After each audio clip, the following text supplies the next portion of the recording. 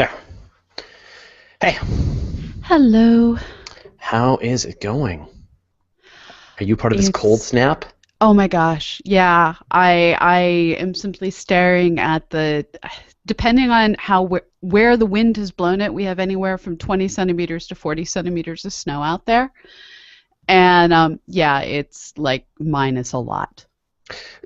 Susie's saying, Susie's saying down in Atlanta, they're having like -5 Celsius. Yeah, we're a whole lot colder than that. No, I know, and that's the thing, right? Like Atlanta is sub-zero, which Yeah. is crazy. So Yeah. yeah, I'm now curious what our temperature is. we're -5 here as well. Celsius, which is I think 12 degrees Fahrenheit. Uh, but yeah, no. How do you like your global warming? Global warming actually predicts that the temperature extremes are going to get larger and larger, such that you'll have significantly colder weather in the northern and southern latitudes, whereas the equatorial regions get much hotter. So this actually fits global warming models, no matter what all the cranks say. Yeah, absolutely. It was great. Nancy was actually battling some people on Twitter because people were accusing us of being uh, global warming apologists or socialists or whatever it is. And this is weather, right? Like what changes on a daily basis. This is called weather. Yes. And the long-term trend when you measure every spot on Earth all the time, the trend is up. Yeah. So. Yeah. So we're minus 34 Celsius wind chill right now. No, -34. Yeah. Oh, that's awful. Yeah. Yeah. No, you know what? I have a friend who just flew back from Winnipeg when it was -51. Yeah, I love the fact that on New Year's it was colder in Winnipeg than it was where Mars Curiosity was. I know. That is It so it great. and the other day it was what was it? Spirit's 10-year anniversary on the Mars. And I remember the day Mars landed, I was working in Boston and it was warmer where Spirit landed that day in Boston than it was in Boston. It was warmer that day in Mars. Then in Boston, yeah. Yeah, order those words the way they need to be ordered. I did. But no, I mean on Mars you can get, in the middle of the day, in the middle of summer, near the equator, you can get 10 degrees, Yeah. 15 degrees above zero with no atmosphere. So you Right. still wouldn't want to walk around, but at least you wouldn't have to wear a coat. You would just have to wear a spacesuit. Yeah, So it's a pressure suit. They have an atmosphere. It's just not enough to prevent your skin from like continuously bruising, and it certainly doesn't provide enough oxygen. yeah, yeah. So yeah, no, this weather is something. But we're pretty lucky here on the West Coast. If you look at these maps, the whole continental United States and Canada it's all sub-zero It's except for the death. West Coast from California up to us. It's nice. So yeah, it's pretty funny. Yeah, I got a phone call last night from the barn saying, "Do not even try to come out here." Yeah, that's So, great.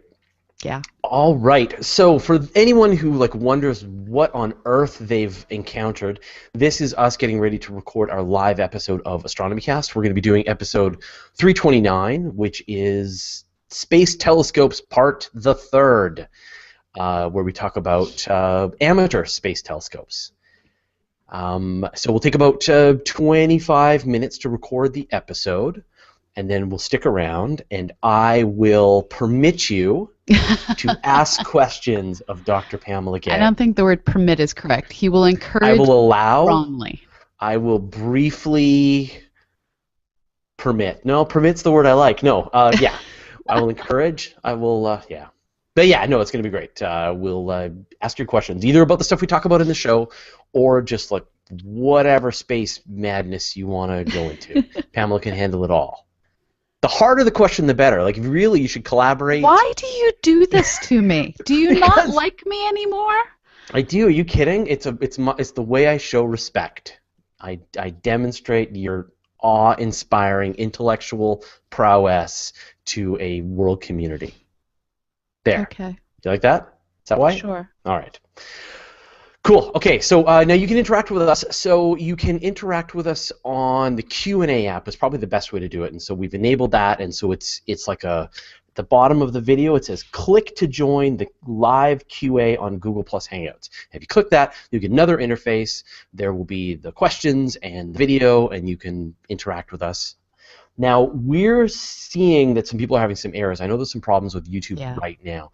So there is no guarantee that this video will ever get saved and that anybody can even see it. So if you can't see this video right now, please let us know. Yeah, you can tweet us, tweet me at StarStrider, leave comments on the event page. Yeah. Let us know what's going on. Yeah. We're sorry. Let's see. So I'll show you how the Q&A app works. Judy Rooks Wilder wants to know, what's this in degrees? I am from the old school. So I have no idea what that is in Fahrenheit. Oh, so we're minus 30 Fahrenheit, minus 34 Celsius. Okay. All right. Yeah. I've said, I am bilingual. As a Canadian, I am bilingual in distances, weights, volume measurements, not temperature. We have no context of Fahrenheit. If you say, it was 70 degrees out, I have no idea what that means.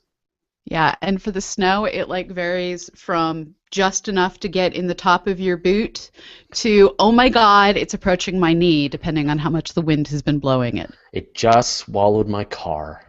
Yeah, we haven't, I've seen that. We don't have that.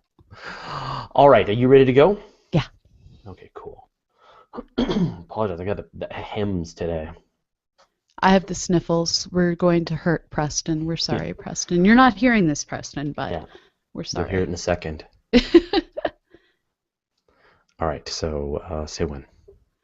I'm just checking that I'm in mono, because this is me. Yes, I am. Okay, I am pressing the record button. It is recording. I have also pressed the record button. Here we go. Astronomy Cast, episode 329. Telescope Making, Part 3. Amateur Space Telescopes. Welcome to Astronomy Cast, our weekly facts-based journey through the cosmos, where we help you understand not only what we know, but how we know what we know. My name is Fraser Kane. I'm the publisher of Universe Today, and with me is Dr. Pamela Gay, a professor at Southern Illinois University, Edwardsville, and the director of CosmoQuest. Hey, Pamela, how you doing? I'm doing well. How are you doing, Fraser? Good, and as we sort of mentioned in the pre-show here, it is bloody cold everywhere across your country and mine.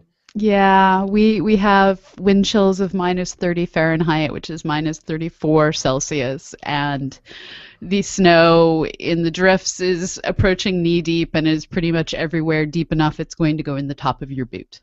And we mentioned that on Christmas Day, on New Year's Day, on Christmas Day, the temperature in Winnipeg was colder than the temperature on Mars. It got down to on New Year's Day, it got down to minus 51 Celsius, which is, I'm sure, infinity in Fahrenheit. so I mean, can you?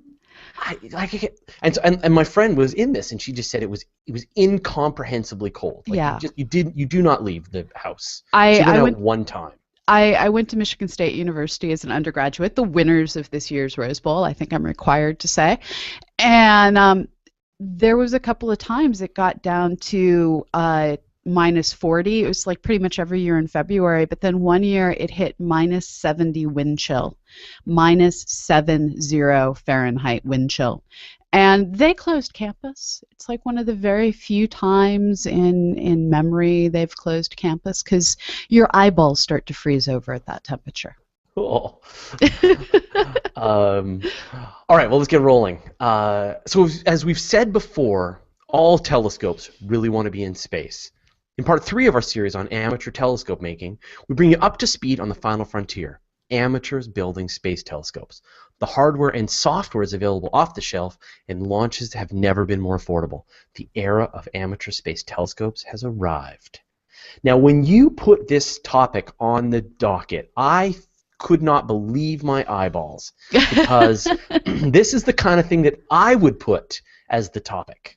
and you would roll your eyes and you would say, no, no, we're not ready for that yet. It's a little premature. Let's wait a Well, couple more it years. finally became enough years. We've I been guess it recording did. since 2006, and yeah, it's 8 years makes a huge difference. We've Yeah. gone from watching Spaceship One win the X Prize to now crowdsourcing satellites.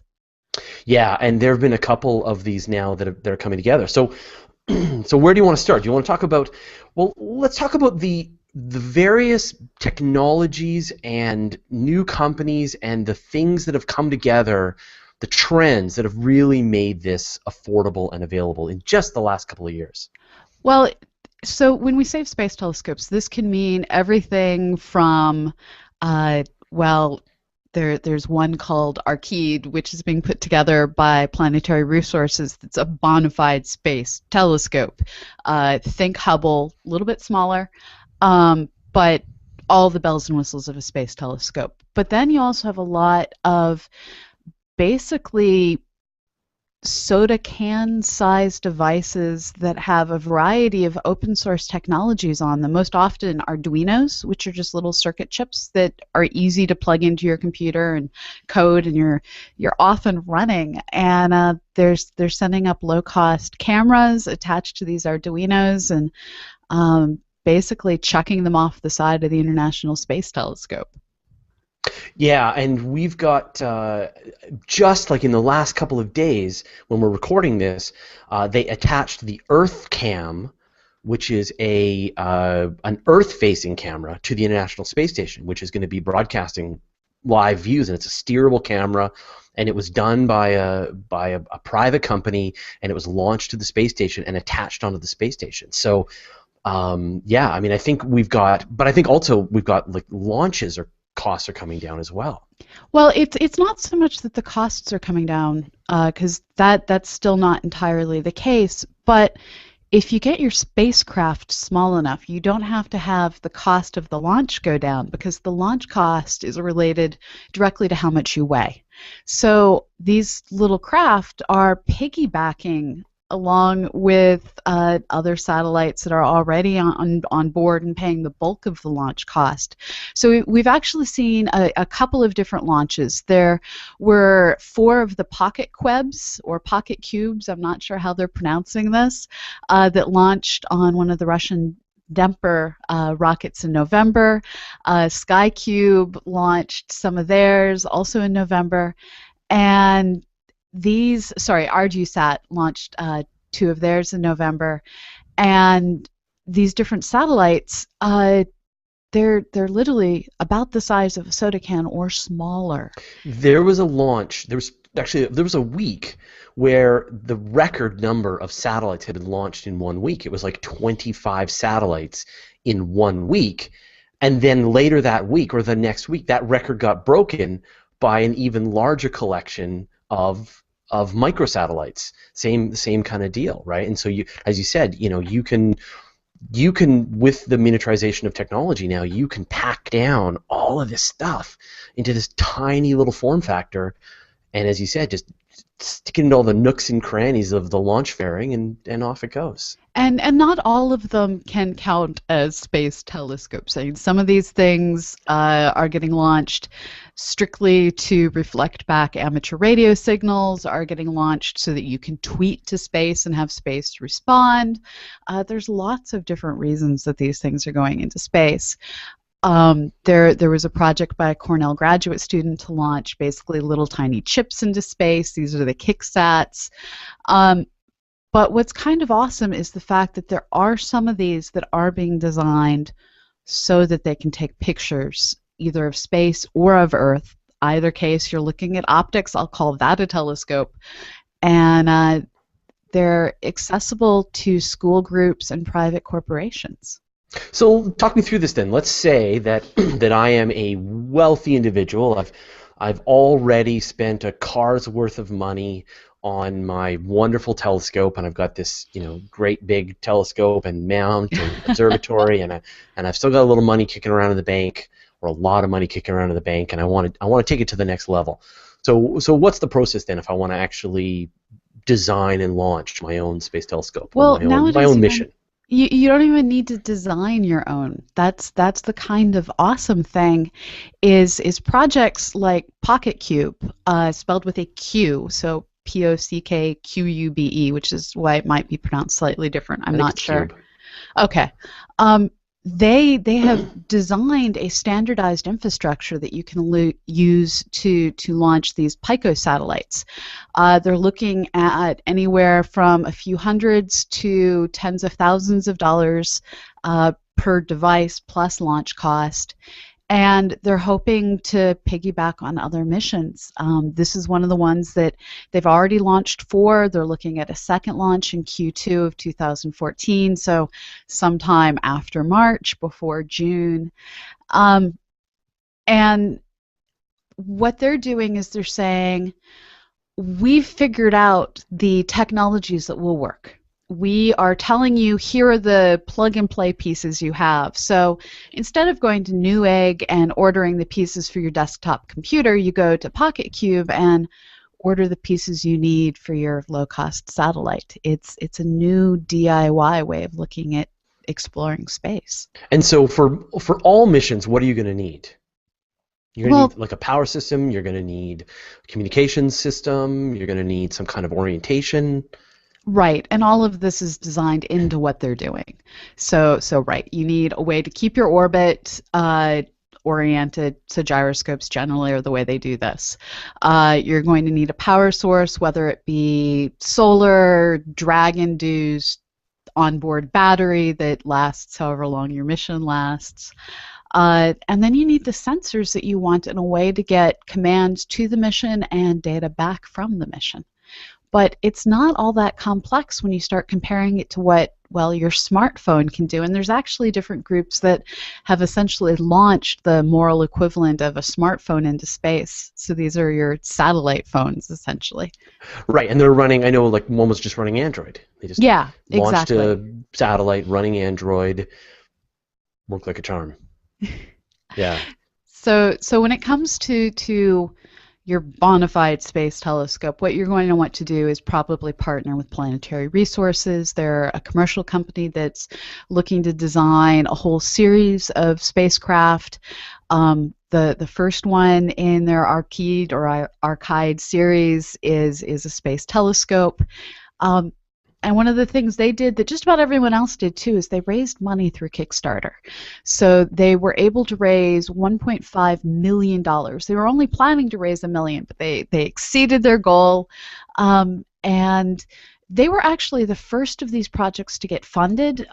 They were funded all the way back in 2012, but they still haven't launched. What they're doing is a lot more complicated, so it's going to take them time. Yeah, and I know that the 1.5 million that they raised is not the actual launch cost of the satellite. It's a fraction of it. It's not a fraction. It's a pretty big component of it. I think it's about a third or a quarter. Like I think the whole mission is going to cost more like 5 or 10 million. But the goal is, I know that their goal is to bring all these costs down. So these are Right. kind of off the shelf. You pick all your pieces, and the cost is more in the $1 million mark or the Right. $100,000 mark. Like Right. they're really going to bring, because at the end of the day, the components, as we said, they're off the shelf, they're miniaturized. The smaller they get, the cheaper they get, and it's really more about hardening these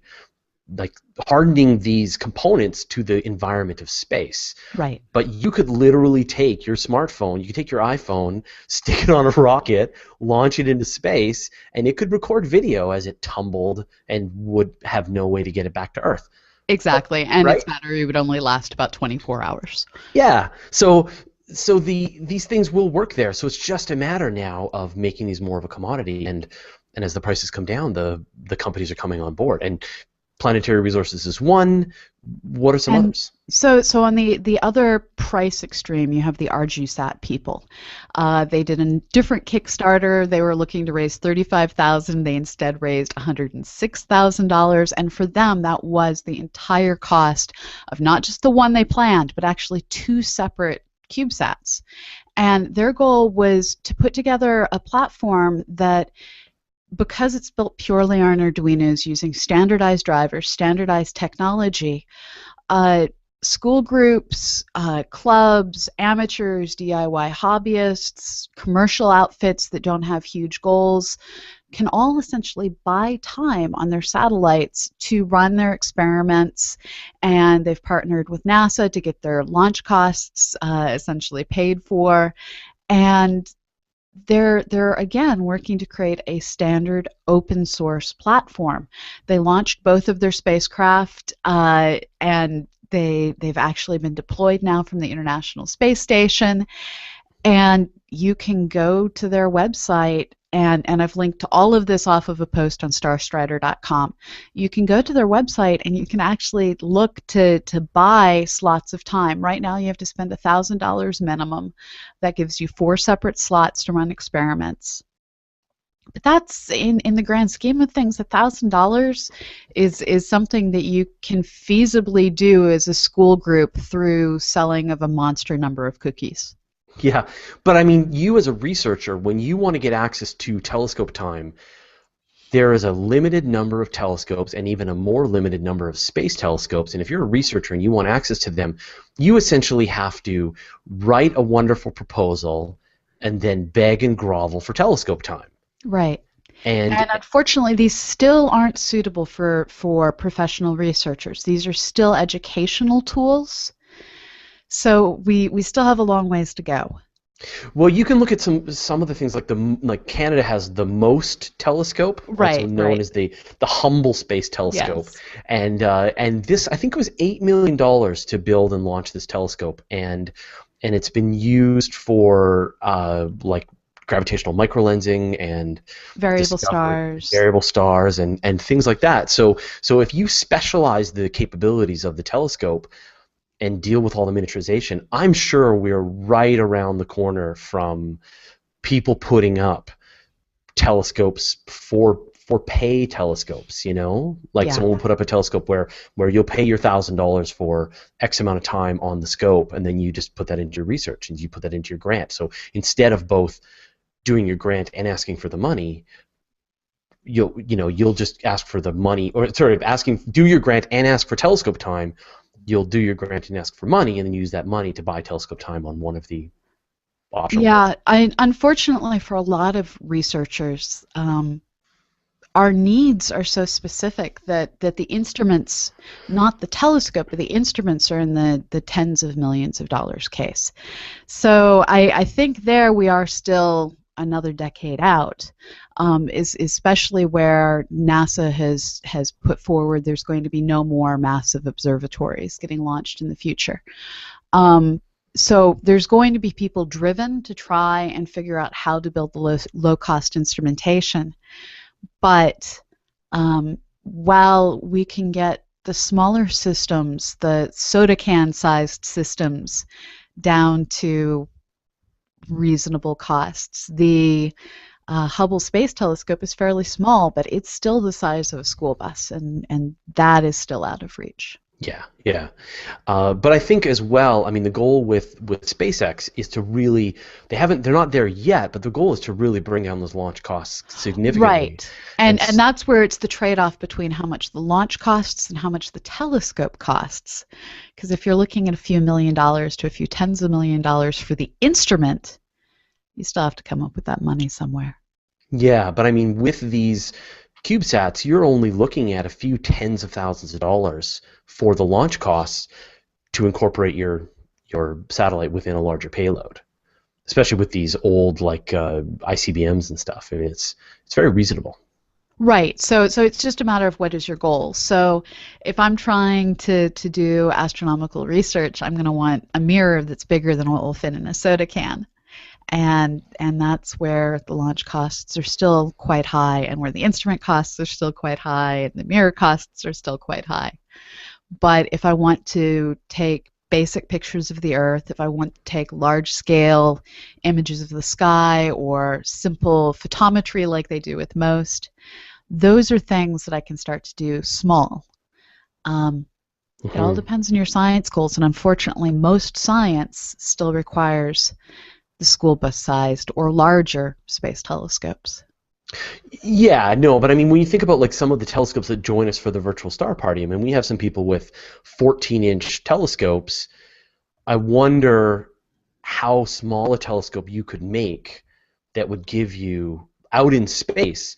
What kind of quality would you get? You know, how much smaller? You know, if you launched a 4-inch telescope into space, that's bordering on soda can size. You know, 3.5 inches. Right, and that's actually sort of been happening. There was a space telescope a few years ago that essentially broke, but its finder scope was still in use, and it was about that size. But the issue you run into is a 4-inch scope doesn't have a lot of light gathering power, and your light gathering power is strictly based on how big that mirror is, and you also don't have hugely wonderful resolution with only 4 inches, only 10 centimeters or so. Um, so you're still better off at that size to build on the ground. It's still cheaper to build on the ground, and you'll get better images with your larger mirror on the ground unless you're trying to do the very specialized task of photometry on bright objects. Right, or you're attempting to view wavelengths that may be blocked by the Earth's atmosphere, like Well, some of the more for that, infrared you're still stuff, going to right? run into the problem that the detectors are far larger.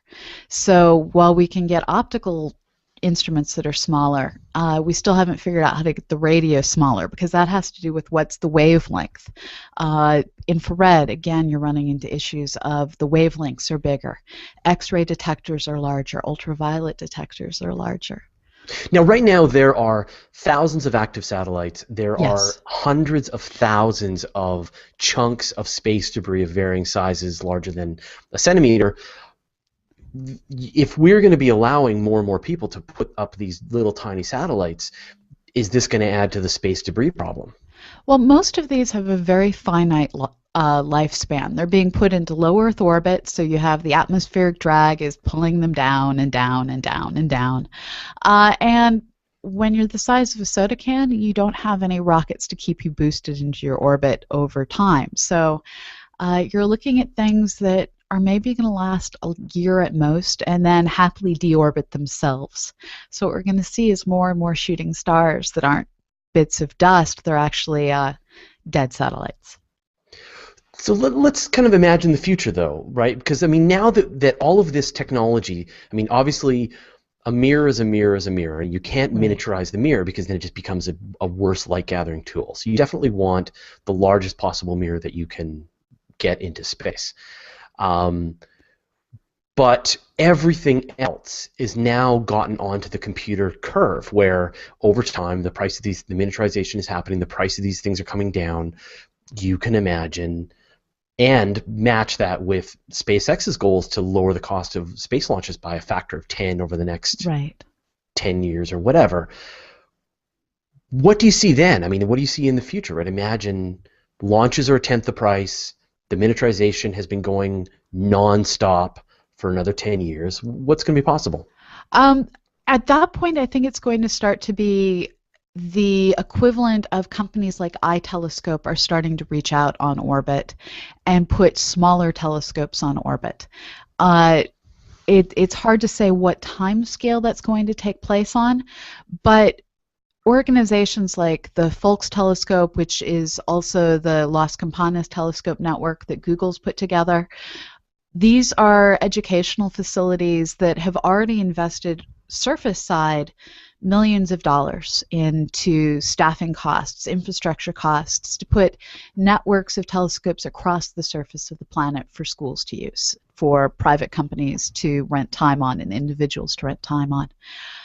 As we move forward, I can see Google, I can see individuals investing in creating not necessarily networks, but first one and then multiple smaller size telescopes on orbit.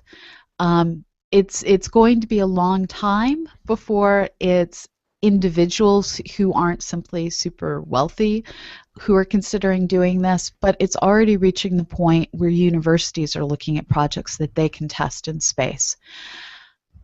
It's a complicated issue simply because there is that argument of, are you better off spending your money on a very large mirror on the surface of the planet or launching into space? And if you're launching, are you better off preparing something that goes up and comes back down on a sounding rocket, or are you better investing in something that will stay up much longer? And this is one of those times where I can forecast something and I'm no more likely to be right than the fortune-telling machine at the carnival. It's technology innovating, and it's very hard to predict how those innovations will take place. Well, but I think you mentioned something that I think is very important, which is that universities will start to get access to be able to use some of their funding. And there's a ton of aerospace students who've Yeah. never, and roboticists and computer technologists who've never had a chance to actually be involved in a launch of a mission from beginning to end. And what better practice in preparation for a career down the road, being in the aerospace industry or being in the satellite industry, than as part of your graduate product, your master's degree, whatever, you designed, built, launched, and maintain a satellite. And what was cool is when I was researching for this episode, I found two different student groups who'd basically done just that. There was the KickSat project that was put forward by Zach Manchester, a graduate student at Cornell University, and then there was the student-run Space Concordia project. Again, both of these projects were funded through Kickstarter, and these are ways that students are finding to, well, put their ideas on orbit. And one thing that I think is neat to point out is all of these successful projects so far have all been on Kickstarter, which is a platform that when you put your idea up, it's either funded or not. People's money doesn't get spent unless the complete needed funding for a project is reached.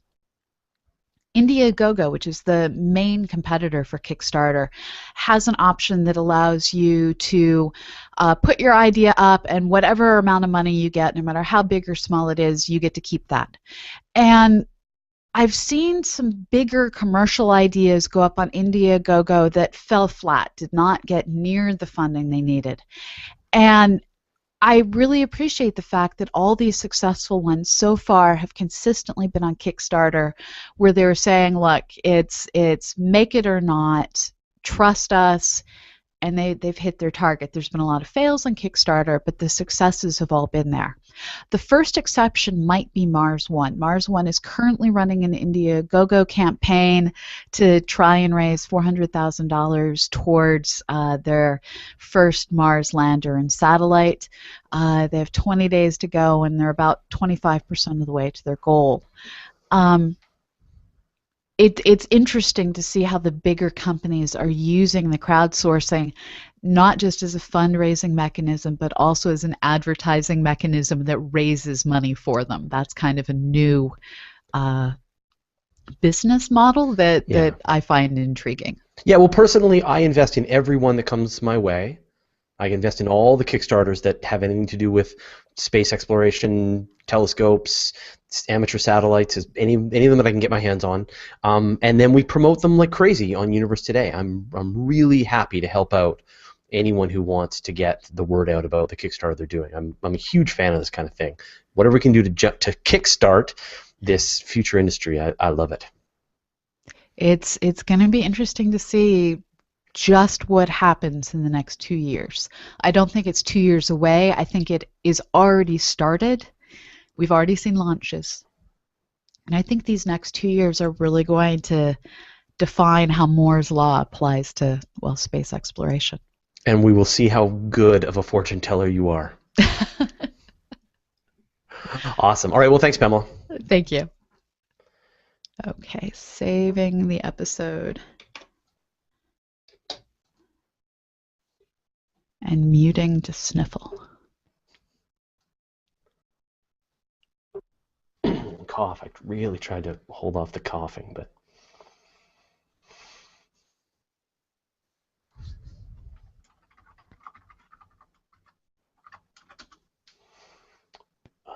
okay. Okay. So we'll be So back to answer your questions in just a second. yeah, we just have to make sure these get safely onto the server. So go ahead, and if you've got any questions you want to do, put them into the questions, the Q&A app, or tweet at Pamela with the hashtag #AstronomyCast, or make a comment on Google Plus or on YouTube, and I will gather every single one up that I can and fire them all at Pamela.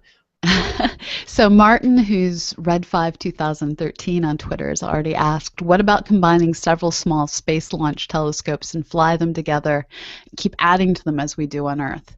So the problem with this is the CanSats don't have propulsion systems, so they're not steerable or anything like that. And yeah, we also don't have the ability to fly these things in tight formation. That requires a lot of lasers, a lot of sensors, a lot of weight, a lot of cost. And so far, not even NASA's been able to afford that. But is there any value to having these, like, them come together in that way? Like, I can't see any. Like, what would be the value of having these space telescopes all connect together as like some big pod? Like, maybe I guess maybe he's getting interferometry or something. So you could do it with interferometry, except again, we don't have the ability to fly in formation at a reasonable cost. You could, if you designed it right, actually build a multi-mirror telescope, but again, we don't have low cost, low weight things like mirror edge sensors, and again, don't have propulsion systems. So you can imagine the jigsaw three-dimensional puzzle of a space telescope, except CanSats don't have propulsion systems. Yeah. I mean, boy, if someone could build an interferometer in space, that would just be swell. But yeah, who knows? I mean, the funny thing about this is just that up until now, all of the launches, all of the missions have run through this creaking government bureaucracy, slow process. I mean, you're in the middle. You've done tons of proposals, and you know what it's like to get them rejected or approved, and the hoops that you have to jump through to get the whole thing going. Or approved, and then your funding gets zeroed. That's the most painful one. Or the telescope is cloudy. It's cloudy on the night when you need to use the telescope, and you have to get rescheduled and blah blah. There's an entire page in my dissertation. They don't reschedule you. You just don't get the data. I had an entire page in my dissertation dedicated to using data tables to complain about the weather, because I had a statistically impossibly bad run of weather at McDonald Observatory. Right.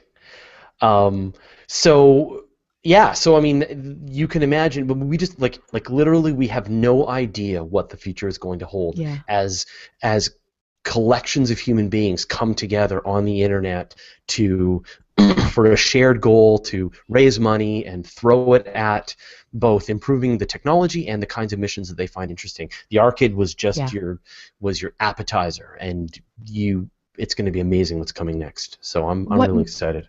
One of the things I'm interested to see how it happens is, I know there was a Russian, I want to say billionaire, who just like randomly emailed some top mathematicians and said, I want to fund you. And of course everyone thought it was spammers initially. And no, it was actually this ultra rich guy who reached out to some people to offer them huge amounts of funding. If we can get more ultra rich people who are willing to give away significant portions of money, maybe not to them, but to the rest of us, to support launch costs, to support development, to support research. I think that we're moving back to the model of having science be something that is funded by the curious rich people and the royalty rather than funded by the governments. Yep. Sterling Gothrop says, I've said it before and I'll say it again, the VSP needs its own space telescope. So that's the virtual star party that we did. So I think what we described, it would be cool to have a space telescope, but it would be better to have a real ground-based telescope that we could control, that was robotic and was bigger, and that would be great. Although, yeah, he says that it could have the stupid moon block filter and a flocculence enhancer, so that would be all right. Yeah. Okay, so let's go. So Kelsey Kelsey Jewett says, how about requiring all launch satellites to have a deorbit package to get rid of it when it dies? So I think you kind of covered that most of them, they're in such low orbits, they're just all going to burn up anyway. Yeah. But I think there should be some kind of legislation or rules that if you're going to launch something into a longer orbit that is potential long-term space debris, you're going to have to deal with this. And more satellites are being built with not necessarily deorbit systems, but systems that boost them up into parking orbits to get them out of the way of stuff. Yeah, there's a really interesting strategy for removing space debris, where they would essentially use electromagnetism. So you would essentially, the satellite would be out in space and it would be charged one way, and then you would bring up your satellite and then you would charge it the opposite way, so they would be attracted, and then you would be able to then move the satellite over time from its current location to a parking location or whatever. I thought it was really fascinating. You know, to try and actually go and grapple them and grab them and stuff is actually pretty dangerous. So if you can, you know, even use a gravity tug, you know, where you bring your weight like really close to the object and then just slowly accelerate it away without actually needing to reach it. But the problem comes in figuring out how to selectively grab things using electromagnetism.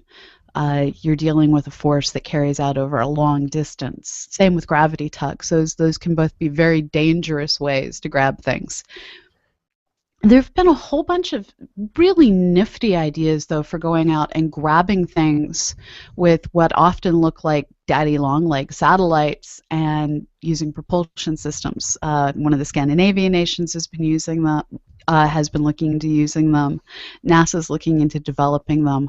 And so I think while there's always the potential to have your daddy long leg satellites die horrible deaths, there's dangers to all these systems. So it starts to become which is the safest, lowest weight. Electromagnetism is going to be high weight. Yeah.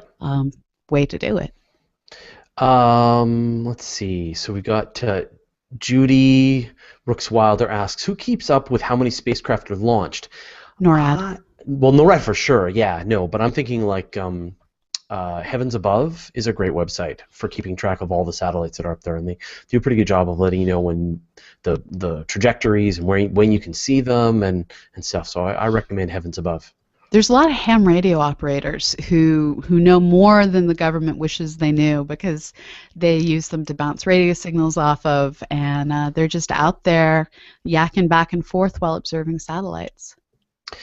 Friedrich Odling asks, is there any reason why launches are made at sea level? Wouldn't it require less fuel to launch at, for example, 1,000 meters? So wouldn't it make more sense to stick your launch facility at the top of a mountain and launch from there? Well, so you're looking at two different facets. One, you want to be as close to an equatorial region as you can get so that you can use the Earth's rotational velocity to help you. And the other factor that you want to deal with is you want whatever's downrange from launch to not be very populated. And when you're trying to find a place that you can have the warehouses, you can have the construction buildings, you can have everything that you have that's associated with a launch facility, you're not going to find that at the top of a mountain. Now, they are looking at higher altitude sites when you look out at the Mojave Desert, when you look out in New Mexico where they're building Spaceport America. Here you have deserts downrange instead of oceans like Kennedy. But mountaintops just, they don't have the right geometry to build all of the facilities you need for assembling the rockets. Yeah, I mean, you can imagine the winding roads that you have to get up to the top of the observatories. They're suicidal. But I think what's also really important is, as you said, that it's not about going up. It's about going sideways, right? Yeah. When you're launching a spacecraft, satellite, what's most important is that you get going 25,000 kilometers per hour sideways, right? Because that's what gets you into orbit. Yeah. And so if you're like 1,000 feet up, you're going to have thinner air to go through. That'll be helpful, I guess. But apart from that, you get up above that air, and then the rocket just flips onto its side. Play the Kerbal Space Program. You will you'll deeply understand this whole process. And you also have to consider what are the costs of getting up the mountain. It's not just suicidal, but it's expensive. So lots of different things play the in. best place on Earth, right, is the sea launch platform, which goes down to and just sits right at the very equator. Because when you're at the equator, then you get an extra 1,000 kilometers per hour of orbital velocity. And this is where French New Guinea is such a good launch facility. Yeah, and so the perfect launch facility would be right on the equator, on the shore. That is the direction they're going to want to launch the satellite. So as the rockets go up, they just go over the ocean, and if there's a problem, no problem, and you want good transportation to and from it. So right, top of a mountain, barges work. Yeah, top of a mountain really isn't that important. Earl McGuire asks, is China going to surpass the U.S. space program? Yes. Yes. Next question. No, I guess we should give some more detail. Maybe, probably, if things continue on the path they're at right now. The Chinese have just put a rover onto the surface of the moon. They have built a space station and have docked to it. They have launched multiple times, sending multiple people for long durations. At some point, they're going to send human beings to the moon. Yeah. This is absolutely inevitable. And, it's going to happen within a decade? I'd say it'll probably happen by 2020. Yeah. So the one thing that I've heard tell is one of the leaders, I can't remember his name right now, of the Chinese space program. I heard him give a talk at the International Space University program a few summers ago, and he said that they won't be able to get launch costs down as cheap as SpaceX. But in terms of being a national space program as compared to NASA being a national space program, they have an entire space industry. They have a better educational system than we have. They don't foster creativity the way we do in a lot of the Western nations, but in terms of just churning out people who are top minds in engineering, mathematics, they have such a huge population that statistically they're going to have more geniuses than we are in smaller population nations, and their education system is designed to find them and nurture them, unlike a mathematical genius who makes the mistake of being born in rural America where he's just going to get made fun of and called a nerd. That sounds like maybe someone's childhood, but but I think maybe mine. Right. But I think part of it as well is that you've got a horrible bureaucratic dictatorship, and that's a terrible downside, right? The fact that you really don't have a proper political system in China.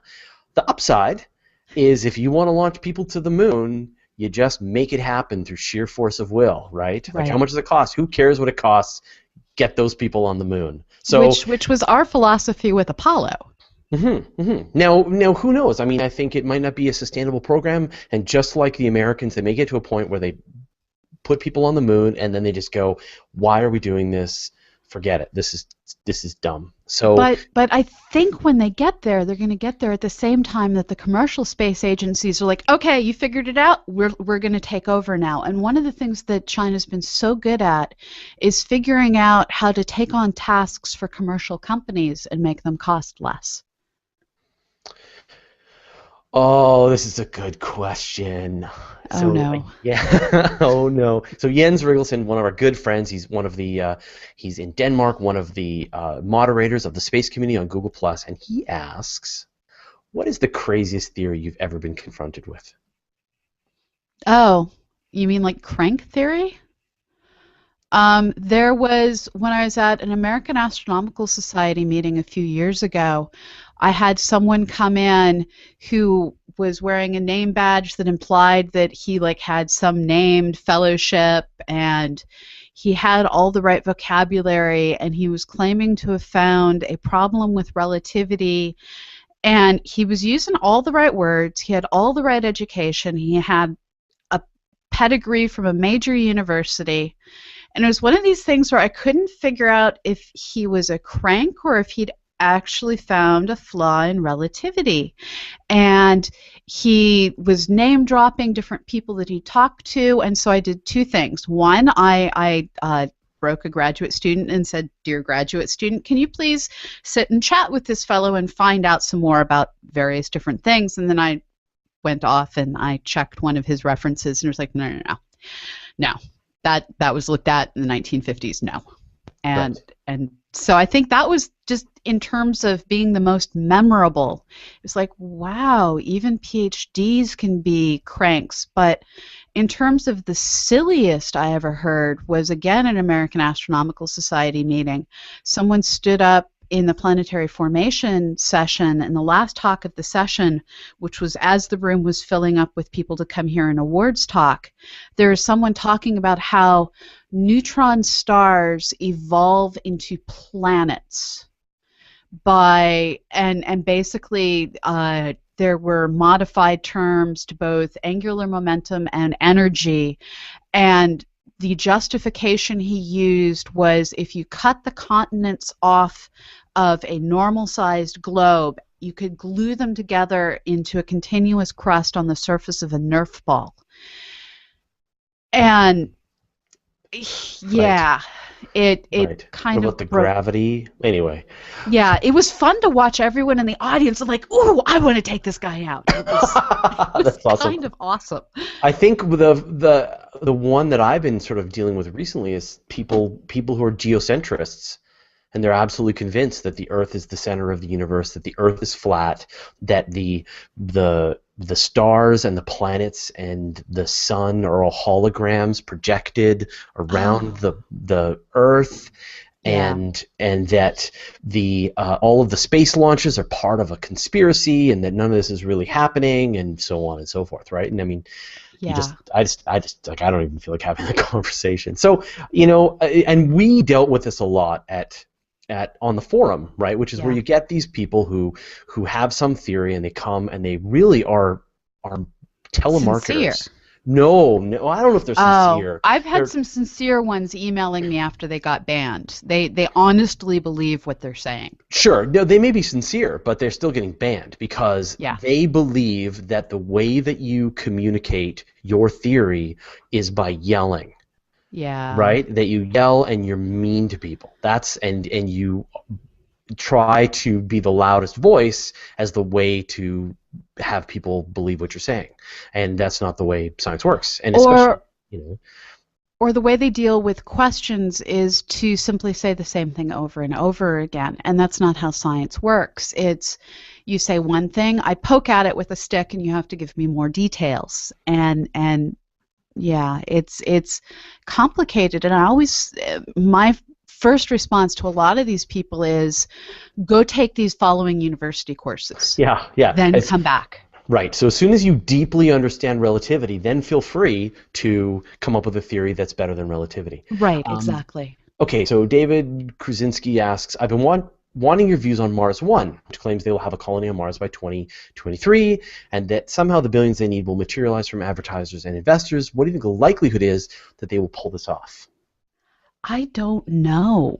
This is one of these things where I don't have first of all, let me preempt this by saying I suck as a capitalist. I have no feeling for anything that has to do with money. So this one's in my camp, right? Right. So I think that they have plenty of people who have no money, which is the vast majority of the population, who want to see this work, want to see basically the next Massachusetts Bay Colony be Mars 1, the one-way journey to set up a colony in the New World.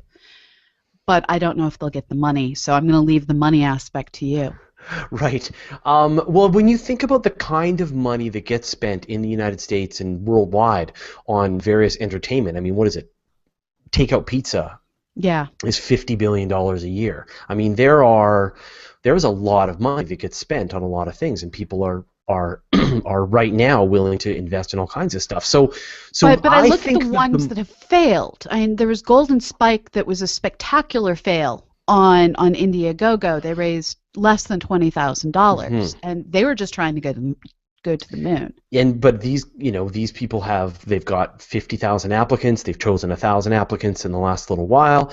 I think that there would be some level of interest in watching what happens, like being able to sell in the advertising. And I think when you look at the budgets for movies, for video games, I mean, Grand Theft Auto 5 cost $700 million to make, and it earned more than $1 billion in the first couple of months. So there is a lot of money on planet Earth, and if you can get that money focused into certain things, it is possible. So I would definitely not rule this out. And I think what's more important is the enthusiasm that people are demonstrating for this idea and for space flight in general. This may not be the one that gets pulled off, but people really want this kind of thing to happen. And I think my pessimism comes from my own day-to-day dealing with fundraising, because with CosmoQuest our bills are $300,000 a year, and we can only fundraise about 1/10 of that. So I don't know. Yeah, so I think I can totally see from your perspective. But I feel like this one is probably not, because it's going to be backed by enthusiasm of the crowd of people. As various events happen, as there maybe are failures, as people move on to something else, as the concentration wanes, the enthusiasm, maybe it's going to be difficult for them to keep going. But the one that I think is going to work is Elon Musk's plans with SpaceX, and his plans are very aligned with what they want to do, which is that the whole reason he created SpaceX was to send humans to Mars. What Mars One is currently missing is the billionaire who had the potential to be Batman or the Arrow. Elon Musk is neither of those things, but he has the money to do it, and he has the engineering desire to be Batman. Yeah, and so I think his strategy is the right one, which is what he says is, first thing I'm going to do is I'm going to make the rocket capable of sending humans to Mars. Then I'm going to make it so profitable that it's making enough money that it could send humans to Mars. Then all the fundamental, then we're going to figure out all of the technical unknowns. Then we will send humans to Mars. That I believe. Tony Stark. Elon Musk and Tony Stark are almost the same person. Well, he was in, Elon Musk was in Iron Man. No, I didn't know that. Yeah, he was. He had a cameo in Iron Man. That's awesome. Yeah. How did I miss that? I don't know. Okay. Your attention deficit disorder. Yeah. So I think that's the path, and so I can imagine them 3 years, 5 years down the road, starting to struggle, but they've got a huge crowd of people, they've got a lot of enthusiasm, and then Elon Musk comes along and just goes, I'll take all that and I will put it together with what I've got rolling. And so they may not do it by 2023, but maybe Elon Musk will have it done by 2030. This is going to happen. Now, I think the bigger question is, should this happen? Should there be a one-way trip to Mars? Are we ready to live on Mars? So when you ask that, I also look at the fact that there's the Jamestown colony that was placed somewhere that was a swamp, malaria-filled, not the right place, and everyone died, but not because of placement. They put the Massachusetts Bay colony someplace that gets like 3 feet of snow at a time with nor'easters.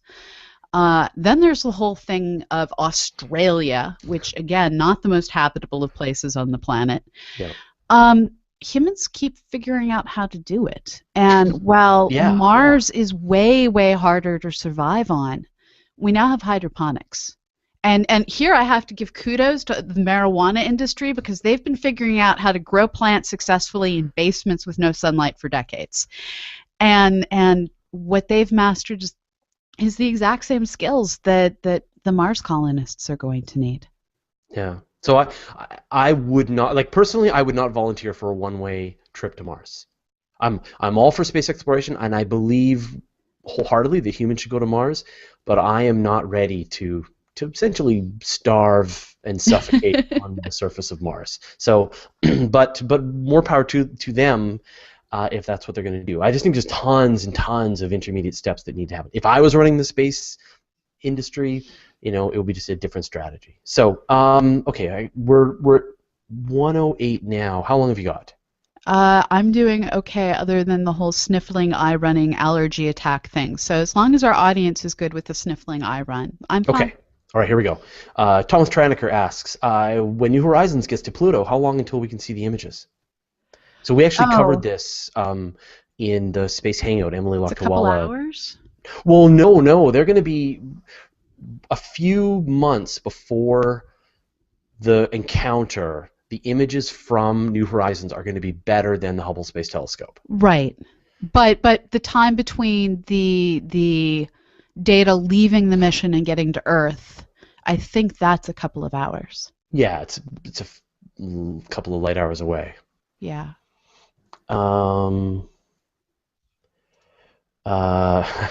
Christine Grosvenor asks, is it true that science has no explanation as to why objects with matter generate gravitational fields? No, we get that. It's the Higgs boson. Yeah, and the distortion of space-time as predicted by Einstein. Mm-hmm. Why does matter distort space-time? Because of the Higgs boson. Why does the Higgs boson exist? Like at a certain point, you do kind of get to, I don't know, right? Are there gravitons? Yeah. Dylan Kombalak asks, is there any way to get matter out of a neutron star? Maybe by hitting it real hard? When it explodes as a supernova. If you dump matter onto it through accretion until it explodes, yes. Yeah, I mean, it is theoretically possible to get matter off of a neutron star. It is practically impossible because the gravity is outrageous, but if you had a spaceship... Exploding it works. Exploding it works. Smash two of them together, you'll probably get something out. Yeah. But once you hit black hole, nothing. There is no way to get anything else. You can't explode a black hole. Yeah. Crash a black hole into another black hole, just a more massive black hole. Joseph Powell asks, how much better, relatively speaking, will the James Webb Telescope image distant objects than Hubble? Different, apple versus orange. So Hubble, while it can see in some wavelengths of the infrared, it is primarily an optical telescope. The James Webb Space Telescope does not see in the optical. It is strictly an infrared telescope. It has a little more than 8 times the surface area, which means it will be able to see things that have 1/64th the flux, if I'm doing math in my head correctly, and many orders of magnitude fainter. So it's going to see things fainter than we've ever imagined. Yeah, it's going to be so much better than the Hubble Space Telescope. Like in the infrared. In the infrared, which the Hubble Space Telescope doesn't do very well at all. But it's going to be able to see pretty much right to the earliest star formation, right to the edge of the observable universe, and see those first galaxies coming together. Yeah, and for many purposes, the very large telescopes are able to do the same science as the Hubble Space Telescope.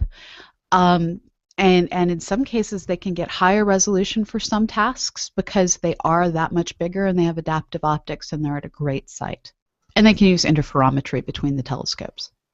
Sean Kennedy asks, how is it that if we're going to collide with the Andromeda Galaxy if the universe is expanding? So the expansion only applies to things that aren't held together through gravitational or chemical forces or strong and weak force. We're held together with Andromeda via gravity, so it's like the individual raisins in raisin dough don't expand. It's the yeast producing gas that pushes those molecules apart. We're like a raisin. We're going to stay the same size no matter how big the universe around us gets. Yeah, so on the short scale, things are able to overpower that expansive force in the universe. On the largest scale, I mean, we've had this conversation before, that there's probably some place where there are two galaxies that are being attracted to each other, and at the same time space is expanding in between them, and that if you could measure the distance, they would just be perfectly And I've seen talks on things where they've watched galaxies that are pretty much at that hub, and so the question is it's so the thing that what you're talking about doesn't take into account is the individual velocities, and so you have to take into account gravity and expansion to figure out if something's velocity will cause it to fall into orbit or travel on past. Let's see.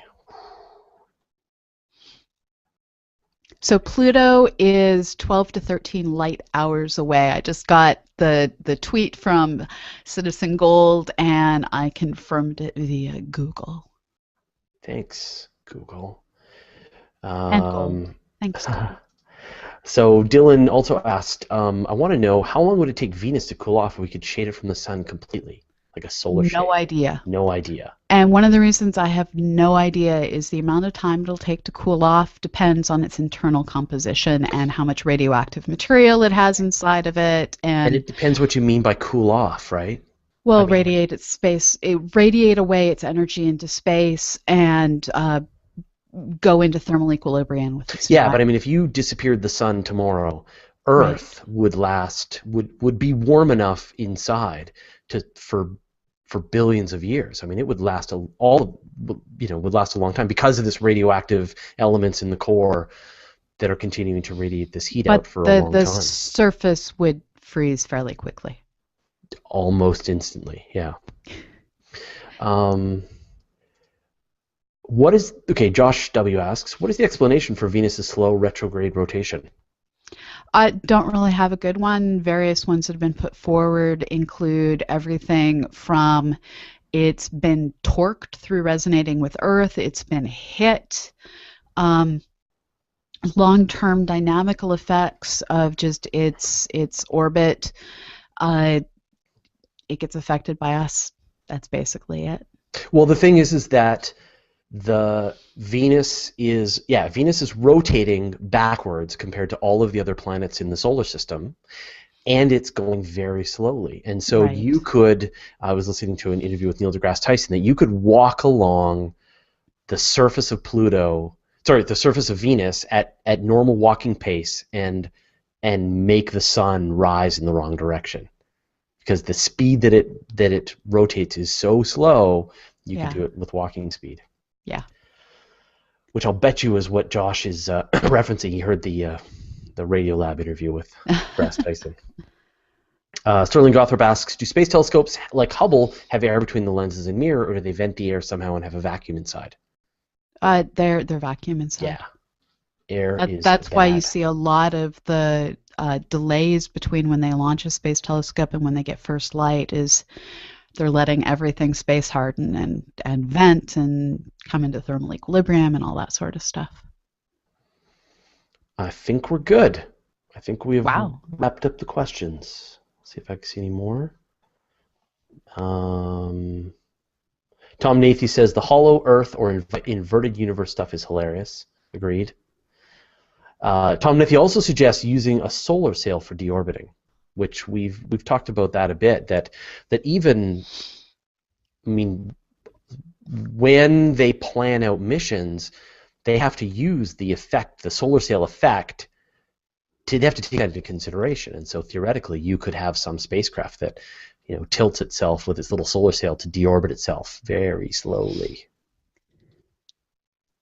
And I'm getting a correction. Apparently, the site that I verified the distance to Pluto in light hours with lied, like a insert naughty word.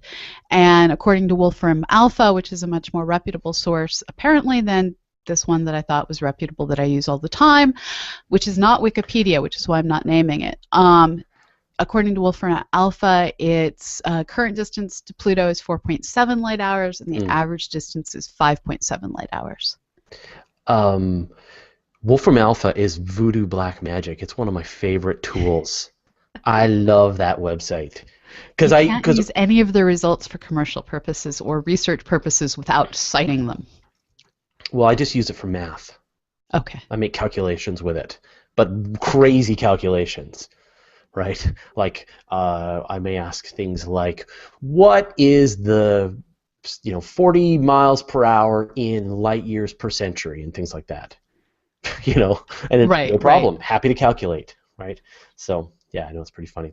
Cool. Okay. Well, why don't we wrap this up then? Excellent. So as always, Pamela, thank you for providing the brain. We really appreciate that. And we're Please done our send us series. warm temperatures. Yeah, from Canada. So we're done with this. I don't even know what our next topic is. We've got it planned out somewhere. So Yeah. um, We will have an episode next week. We do mhm. not know what it will be on. Yes, it's been planned. I've even written my intro. I just don't know what it is. Yeah, so we'll be doing that next week. So same bat time, same bat channel. We'll be doing the weekly space hangout on Friday. And if you have a chance, by all means, go back and check out last night's virtual star party. It was epic.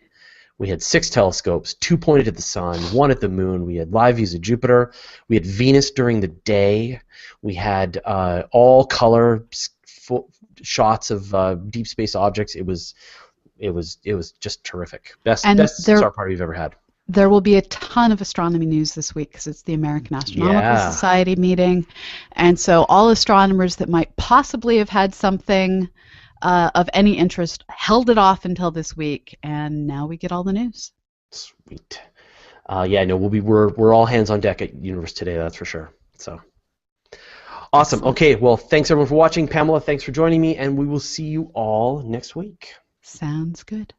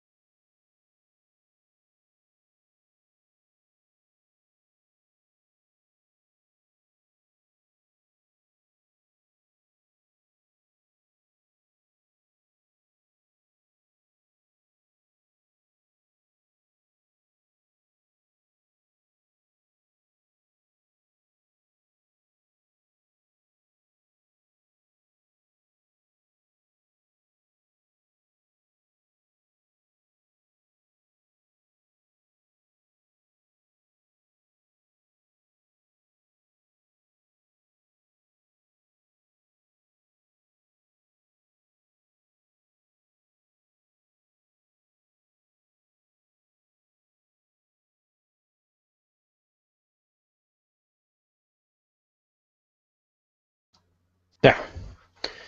Hey. Hello. How is it going? Are you part of this cold snap?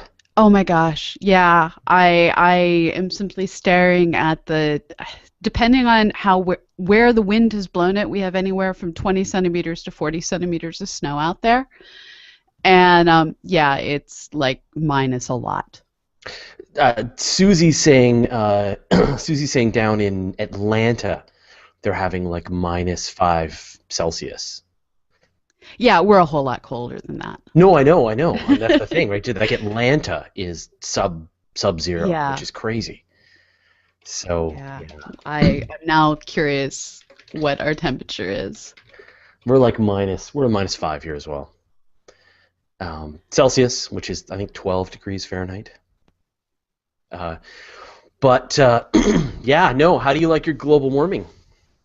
Global warming actually predicts that the temperature extremes are going to get larger and larger, such that you'll have significantly colder weather in the northern and southern latitudes, whereas the equatorial regions get much hotter. So this actually fits global warming models, no matter what all the cranks say. Yeah, absolutely. It was great. Nancy was actually battling some people on Twitter because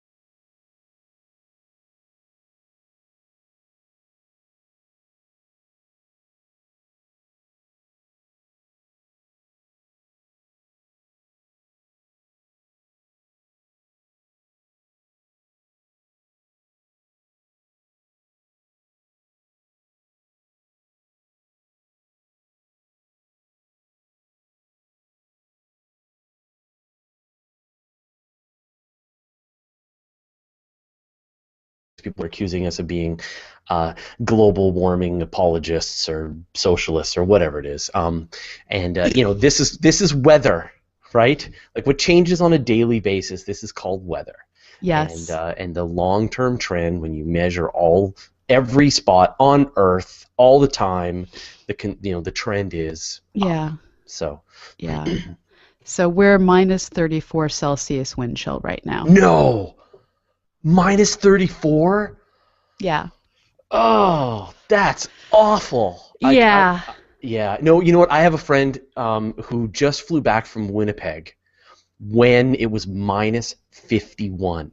Yeah. I love the fact that on New Year's it was colder in Winnipeg than it was where Mars Curiosity was. I know. That is It so it great. and the other day it was, what was it? Spirit's 10-year anniversary on the Mars. And I remember the day Mars landed, I was working in Boston, and it was warmer where Spirit landed that day in Boston than it was in Boston. It was warmer that day in Mars. Then in Boston, yeah. Yeah, order those words the way they need to be ordered. I did. But no, I mean on Mars you can get, in the middle of the day, in the middle of summer, near the equator, you can get 10 degrees, Yeah. 15 degrees above zero with no atmosphere. So you Right. still wouldn't want to walk around, but at least you wouldn't have to wear a coat. You would just have to wear a spacesuit. Yeah, So it's a pressure suit. They have an atmosphere. It's just not enough to prevent your skin from like continuously bruising, and it certainly doesn't provide enough oxygen. yeah, yeah. So yeah, no, this weather is something. But, we're pretty lucky here on the West Coast. If you look at these maps, the whole continental United States and Canada it's all sub-zero It's except for the death. West Coast, from California